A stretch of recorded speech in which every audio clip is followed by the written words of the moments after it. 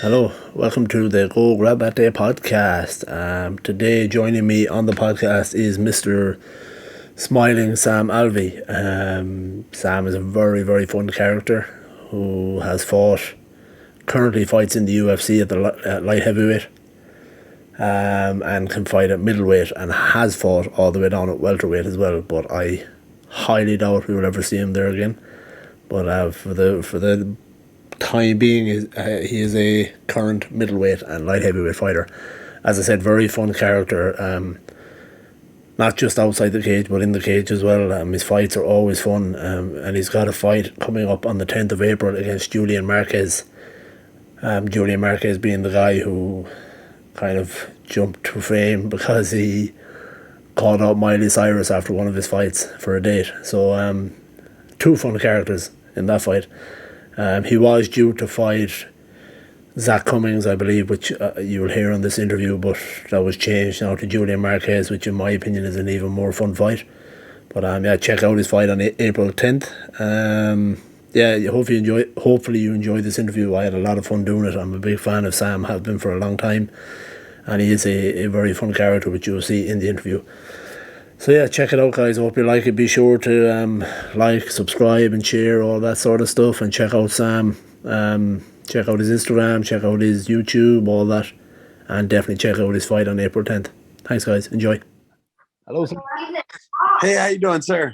I'm good, brother. I'm good. Yeah, oh, good. Good. I'll just set this up. You can hear me okay and all that, yeah? I hear you perfectly, sir. Sweet, sweet. Start off by saying thank you very much for coming on. I really appreciate it. Oh, it's my pleasure. Thank you for having me on. My man, my man. I'll start off, I suppose, by picking your brain a little bit on your MMA career so far. Oh, absolutely. Good stuff. I'll start off with the fact of, let's go with your nickname, Smiling Sam Alvey. I remember watching you when you first came on to the Ultimate Fighter. And obviously your character was what everyone talked about. Where did that come from? Is it just a kind of a confidence thing? Is it just that you absolutely love fighting that much that you can't help but smile? Yeah, have you seen my wife? My wife's hot. I've got every reason in the world to smile. It's always been who I am. I've always been a happy guy. Everything I've always done, I've always been happy with. So happens my name starts with an S, and smiling sounds great in front of it. Yeah. So I think it was my dad that said it first, but it's really stuck. Yeah, it's because I remember, as I said, me and my brother were watching you on it, and we've always liked your character ever since. And you always hear guys, there's always guys who say, oh, we love to fight, and but you literally look like you're walking out doing something you absolutely love to do. I couldn't imagine a better career that I've had, and it's a career I didn't mean to have. I love every second of my job. I mean, it's the working out's hard, but the getting in front of people and punching them in the face is not. It shows. That's the good thing is it shows in you when you fight. In terms of the Ultimate Fighter, obviously they're talking of it making its return this year, and I hear a lot of mixed reviews. I'm a huge fan of the Ultimate Fighter. I've rewatched so many seasons, and I always do when I'm bored. I'll check out a season again. What is your thoughts on it? Do you like the idea of the Ultimate Fighter? Yeah, I've always liked the idea. I always liked like the first two seasons when they did challenges. I liked that more than now that it's everything's fight based, everything's talking about fighting. I liked it a lot more when Forrest Griffin had to carry water bottles up to the top floor. Yeah, I thought that was a lot of fun. You got to know the fighters a little bit more when they're doing stuff random like that. And so I always enjoyed that. But I like seeing the next generation of fighters. I like kind of placing bets on who I think is going to be the real deal and who's not. Yeah, I agree. I thought the challenges were quite good too, but I suppose they're trying to keep all the fighters safe and healthy so that they can fight now. That's the way they got to look. Yeah, shoot, man. It's been, 26 seasons since they've had a challenge. So, yeah. I guess they're not going to cheat. They're not, if it ain't broke, they're not going to fix it, But yeah, like I'm super excited about it coming back. I think I know the Contender Series and stuff is kind of kicking off big now, but I'm a reality show fan anyway, so I didn't mix martial arts to that, and I become an even bigger fan. Yeah, the Contender Series is fun. It's not quite the same. It's just about the fighting, and fighting is great, but I love seeing the personality, guys. Yeah, I'm the same. And like, I think for, again, like guys like you, maybe if you just burst onto the scene as a fighter, we wouldn't have got the story behind you and got to see your fun character and got to kind of, it's kind of a way of us getting to know you before we actually see you fighting. And then it brings out even more joy when you fight. Yeah, no, I love what I do, and I'm glad people enjoy what I do as well. In terms of weight classes, you have fought from welterweight right up to light heavyweight now. Where do you feel most comfortable? Good, man. Welterweight's not the answer. Welterweight sucked. Hopefully, I never have to go back down. If I ever end up fighting Jake Paul, I'll go back down to 170. But other than Jake Paul, that ain't happening. I think that from what I hear, that's a pretty long queue at the moment. So I don't know if you'll get up there, but there's a lot of people looking for that fight. Yeah, yeah. So he'd be 170 is not the answer. 205 was great. My camps were a little easier. I didn't have to diet quite so much. Yeah. 185, I'm on my way back down right now. And it's a challenge, but it's a challenge I've done 100 times, close to 100 times.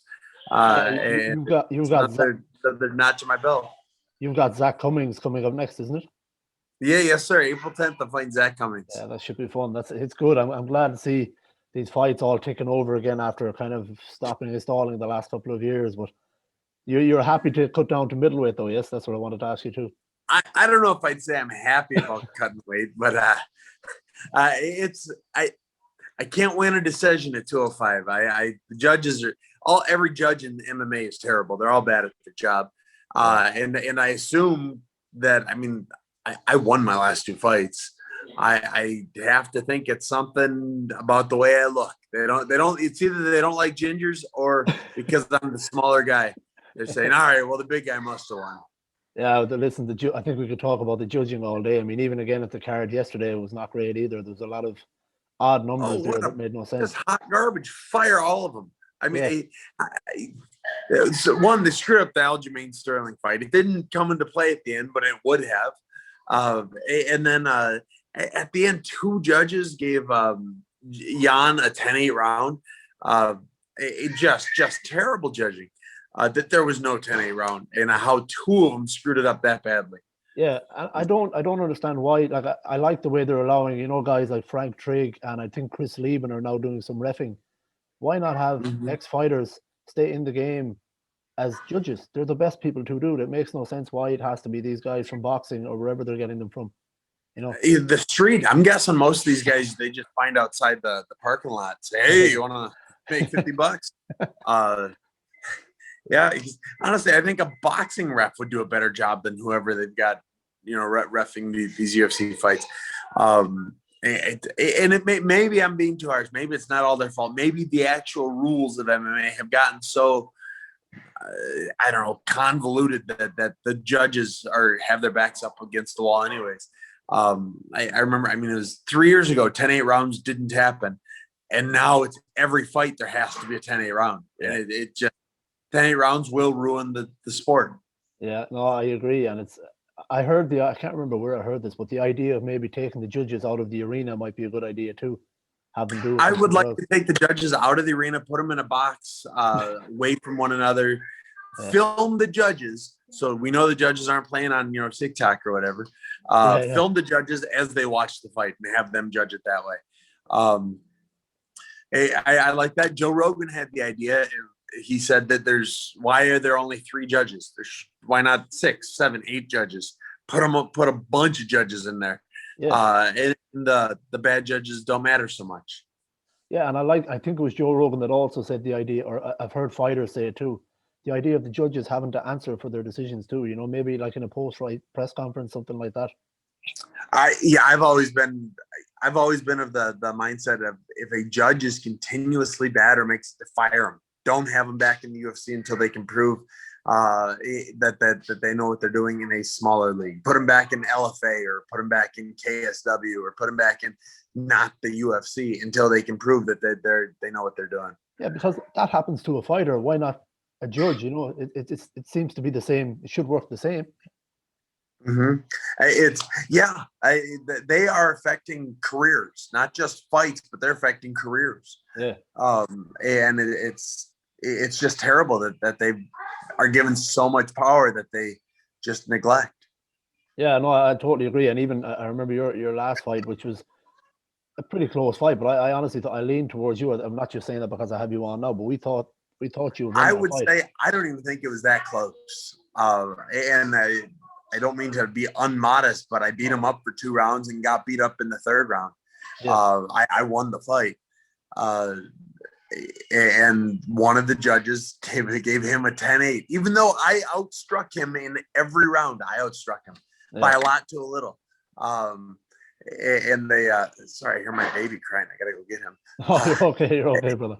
And I outstruck him every round. But I did get dropped in 3rd. I lost the 3rd round. I won the first 2. And the 3rd round was kind of close. But the judges, they're just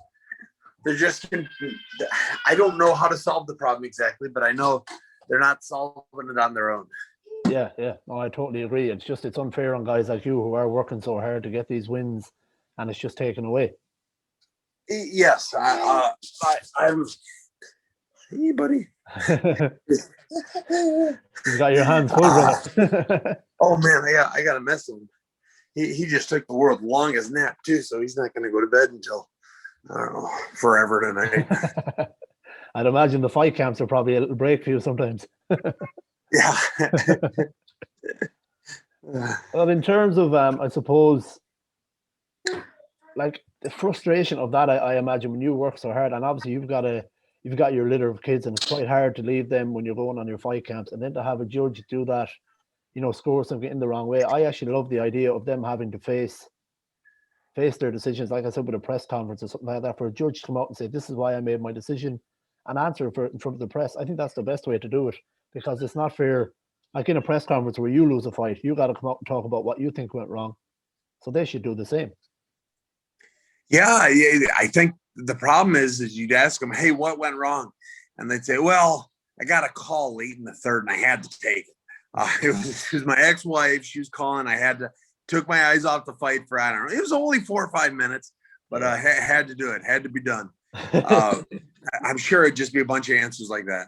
Yeah, that's the problem. It's that kind of the politicians' answer, kind of dance around the real question and just babble out some stuff that takes up time.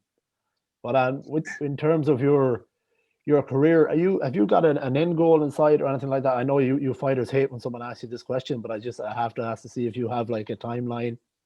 Oh shoot! I always say my head coach is Dan Henderson. He fought until he was 45 years old. I am now 40 or 34 years old, which means I got to get at least a day longer than him. So if I can get to 45 in a day, I'll be happy. That puts me at about 11 more years. Yeah. And he never got the UFC belt. I mean, he did beat Bisping twice, but he didn't get the belt. So I got to get that belt and just be able to hold it over his head a little bit.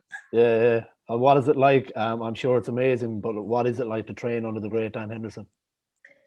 Oh my God, he's just built different. He is now 50 years old and he can still beat us all up. It's just crazy. I remember Dom Reyes, a teammate of mine, he was fighting John Jones. And this is probably 2 or 3 weeks before the fight. So Dom was in fight shape. Dom was ready for this. And Hendo got to do a round with him. And Hendo just bent him over his knee. I mean, Hendo had his way with Dom for 1 round. Hendo does not have 2 rounds in him anymore. Yeah. He gets tired after 1. But for 1 round, he beat up Dom Reyes, who then arguably went out and beat John Jones. So it is so much fun getting to get beat up by a guy like Dan Henderson.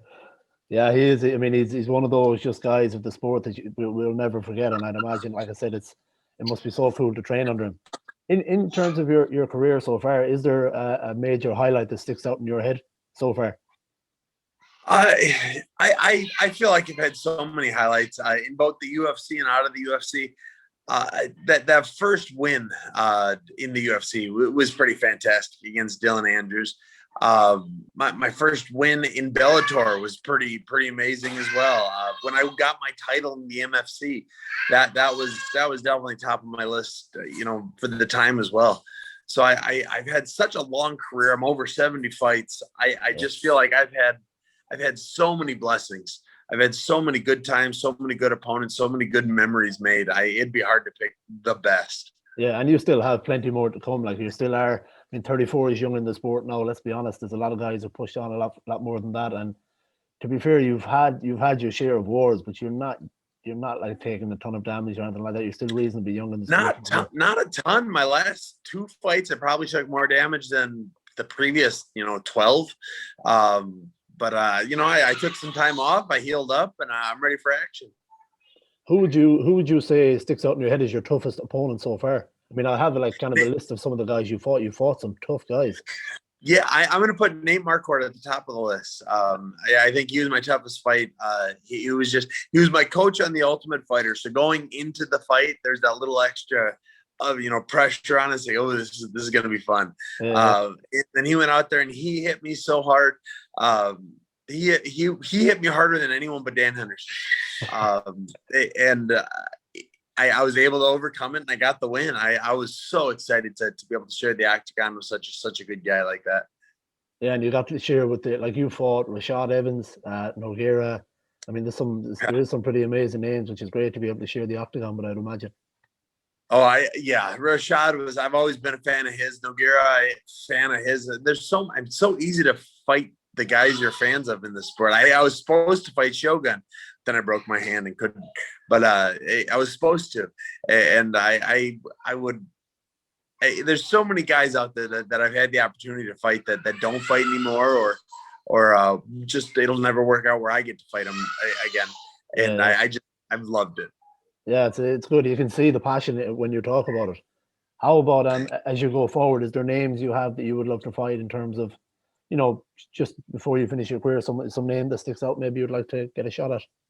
I want to fight the champion, whoever this champion is. It doesn't have to be a person.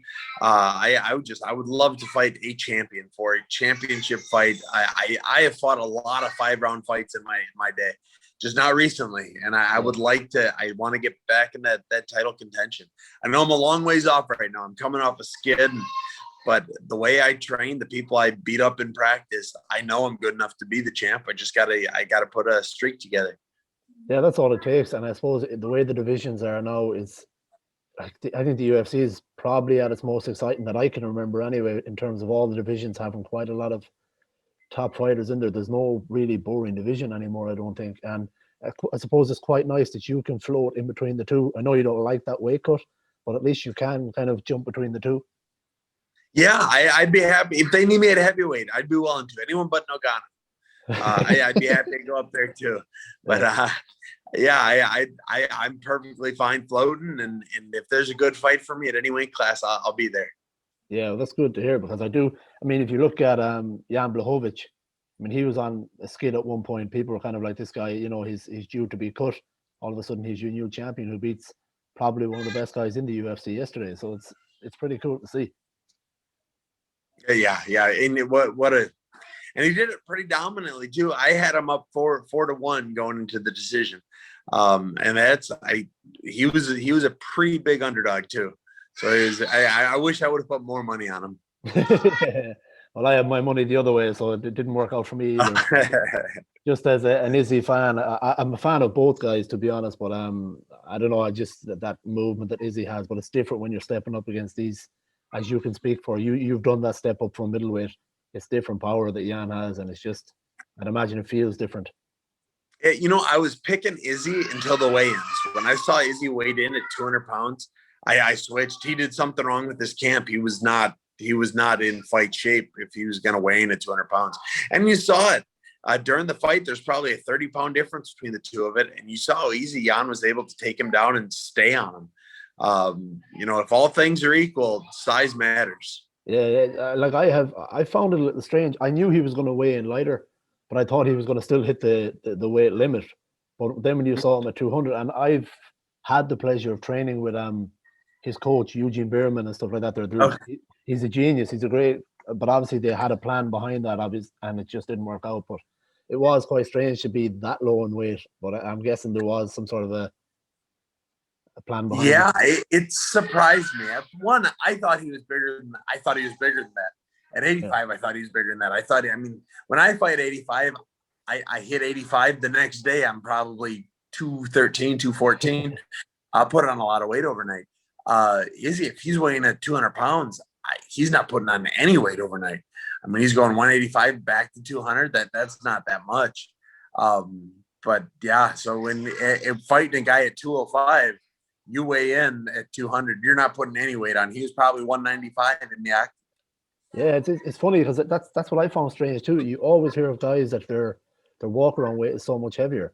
With the weight classes, what are your thoughts on? Again, I've all my knowledge comes from Joe Rogan, but in terms of the difference in weight classes, do you like the idea of having a weight class every 10? Not quite. I think if you were to have a 195 weight class, you'd gut two divisions. Yeah. There'd be no more 85ers. There'd be no more 205ers. And if you were to put 225 or 235 pound weight class, there'd be no more heavyweights. Every heavyweight can make 235. Yeah. Most heavyweights make 235. But the one place I think it would work is 75. If you want 55, 65, 75. Yeah. There's enough fighters at 55 and 70 to make a third division there. So I think 165 would be the one addition to the weight class structure that would make sense. Yeah. Do you like the thing that this thing that One Championship are doing with the hydration tests? No. I don't like the hydration test. It's gonna. People will always find a way to cheat. It'll just be harder for one of the two guys to cheat. So I'm not a fan of it. Weight cutting is part of the sport. It's not even that bad for you. It's not good for you, and it's hard, but it's not that bad for you. And if you do it right, and it is a science, but if you do it right, you will bounce back stronger and better. I mean, I've made 170. I walk around 230, and I've made 170. Bounced back perfectly healthy overnight. Not the second time, but the first time I did. Yeah, I think it's just one of those things that you can't really. It's a bit like the PEDs and all of those things. You're never going to truly eliminate it. I think you can minimize it and do your best to get rid of it some bit, but it's always going to be there. Not to say that PEDs and weight cutting are the same thing, but it's just something you're never going to eliminate. I know what you mean, though. You're gonna find a way to cheat, and if they're gonna wait. P-test me beforehand, or they're going to P-test me and John Jones. If John Jones fails, I guarantee he doesn't fail. I guarantee someone looks the other way. I guarantee someone puts more water in his urine sample. Guarantee that happens. Yeah. I only say John Jones because he has a way of he's failed three USADA tests, and he's only been punished once. he's got a way about him. But yeah, you'll or if nobody cheats, you'll have one guy that can just cut more weight, and then you'll have a giant guy against a smaller guy, which isn't that fair either. So yeah, I like the weight cut system. I like the weight classes. I would only add the 165 because there's enough people. There's enough athletic fighters between 155 and 170 right now. Yeah, I guess like any sport, money talks as well. The guys that make more money are gonna people are gonna look the other way when it comes to that sort of thing. Yeah. In terms of like you, when you're off, do you have are you a fan of the sport itself, or are you one of these guys who likes to switch off when you're out of camp and stuff like that? I see you're I watch. Pretty busy I watch anyway at home.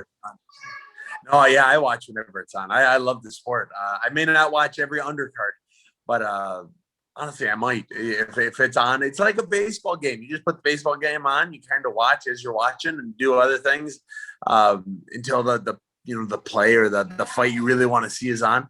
My kids are loving it too, and it's so much fun watching with them. They're starting to learn fighters a little bit, but for now it's. If you'll see, well, who are you rooting for, Daddy? And one will be from, I don't know, Albania. One of them will have the American flag. So we're rooting for America. So that's my kids. They're always, rooting for America. That's right. They just love it. And do you think, would you like to see your kids maybe get involved in the sport, or would you? No. It seems to be the common answer. They have been trained from 3 years old. They take all the classes. They will be able to beat up the UFC champion someday. And if they choose to go that route, I will do everything in my power to make sure they are the UFC champion one day.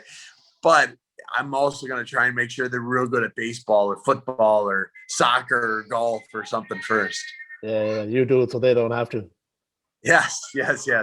And they'll always love the sport. They'll understand it. But go somewhere where there's more money to be had. That's a little less work to be done.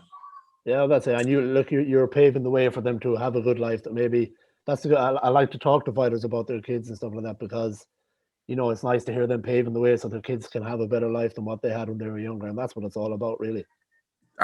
Yeah, and by the time my kids are old enough to fight, maybe the UFC will be paying more. Maybe it'll have grown enough to be able to afford giant paychecks, $1 million paychecks. At which point, I think I'd go, yeah, go for it, kids. We'll just fight once a year. You'll be a millionaire. Yeah. But you never know. Maybe they could get involved in beating up guys like Jake Paul, which would be great for them too. Yes. They'll start an internet fight club. That's what they'll do. Yeah, there's money to be made there too. I kind of like. What are your thoughts on the whole, this celebrity kind of YouTube stars, boxing and stuff like that? What are your thoughts on that? I love it. I do. I've always been a fan of the WWE. I always loved it. It's what got me into fighting really at the beginning. And that's all this is. It's just freak shows. And they're kind of scripted. They're talking shit, but they've all written out what they're gonna say before they say it. Yeah. And it's a lot of fun watching these guys talk like that and then go out there and they perform. Jake Paul is not bad. I know everyone wants to hate on him, but he's not terrible. I've trained with his brother anyways in the same room as Jake, and he's not bad. They're very athletic guys. They hit hard. I'm kind of predicting him beat Ben Askren, but we'll see what happens. Yeah, Ben seems quite confident, and I agree with you. I think, not that I'm one to talk, but I don't think Ben Askren's striking is good enough, but I also think he's too smart to not fight unless he thinks he's going to win. Yeah, true. Or he's making a lot of money. It's one of the two. That could work too. Yeah. I say I don't want to fight Nagano, but if you put enough zeros behind it, I'll fight Nagano. Yeah, just gotta put your head out there and just take the ball. Yeah, yes. It'll be over quick. Yeah, like Ben, I think he's got 24 fights or something, and I don't think I've ever seen him throw a punch. So maybe his striking is great, but I haven't seen it yet. Yeah, but look, it's a fun avenue for guys like Ben who is retired. I mean, even you, if eventually you're looking for another avenue, that'll be a great thing for you because I'm sure you'd be a hilarious character to have talking shit with some of these guys. You know what? So in 11 years, when I'm done fighting, I'll call out Tyson again. It'll be a 45-year-old Sam against a 72-year-old Mike Tyson. Yeah, Tyson will probably take it too, knowing him. He'd probably take it. Well, it's another fun avenue. My only argument against it, I think, is when you have other fighters fighting underneath guys like Jake Paul. I don't like that, but in terms of the card. But other than that, I'm all for it as well as you are. It just adds to more avenues for guys to go down rather than the more eyes on the sport, the more money we all get to make. Yeah, exactly. And I've spoken to a friend of mine he's big into boxing. I'm not 100% into the boxing side of things, but he agrees. He thinks if it brings more eyes on the sport, as long as they just don't put the other fighters underneath some YouTube stars nowhere. That's the only argument. In terms of there was one other question I wanted to ask you because I never know whether these things online are true or not. Were you a pro trumpet player? Semi-professional trumpet player. I actually have it over here on the wall. I played. What I mean by semi-professional is my everyone else in the orchestra got paid. I just didn't get paid. So that's actually why I went to fighting instead of trumpeting. Is trumpeting, I wasn't making any money. Fighting, I made a little bit of money. Yeah, it's funny that I don't know why, but you being a semi-pro trumpet player makes sense for your character. I don't know why. It just does. I was a band nerd. I was not an athlete in high school. I was a band nerd. Yeah, but no, you're not. No one's calling you a nerd. No, I can guarantee you that. I've still got a couple people calling me nerd. Probably other fighters, maybe, but yeah. Do you ever think maybe you'll go into coaching at some point? Right now, I coach a ton. Yeah. Right now, so I'm trying to get away from my kids screaming. Right now, I coach a ton at Dan Henderson's gym. I help run the professional team. I do run the amateur team. I do a ton of it now. Someday I'll do it at Sam Alvey's gym. But for now, it's just it's under Hendo, and I'm doing the best job. I've got one of the best teams in the world. Yeah, well, what a great name to train under. I'm sure plenty of people are there to see both you and him. I mean, you couldn't have two better names put together. I always like to know how guys feel like about transitioning into coaching, and it's another good avenue for you. I mean, you get to stick around in the sport whenever you do decide to, whenever you beat Dan Records or Dan Hendo's record and move on to do more days than he did. Well, listen, Sam, I really appreciate you coming on. I'm not going to keep you too long because I can see you've got your hands full there. But they just never stop. Goodness, I can see that. That's why you fight so often. But no, listen, I really appreciate you coming on. Like I already said, I'm a fan of yours. I'm going to continue to follow your career for as long as you do, and I hope you eventually get that big fight you're looking for, because guys like you, you've earned it, and you deserve it. You're a fun character, and you make guys like me love the sport. So it's a real honor to talk to you. Well, I really appreciate talking to you too, sir. Thank you so much. Good luck, and listen, good luck in your next fight against Zach Cummings. I'll be watching closely to see how you do. I appreciate it. I'll be listening. Thank you, brother. Take care. Bye, sir. And we're back. So that was Smiling Sam Alvey. Again, hopefully you guys enjoyed that as much as I did. Sam is a lot of fun to talk to, and hopefully I'll get to do it again sometime. Yeah, I appreciate it, guys. Like I said, hope you enjoyed it. Please like, share, subscribe, and scream, shout, everything. Go grab that day, all that sort of stuff. Love you guys. Take care.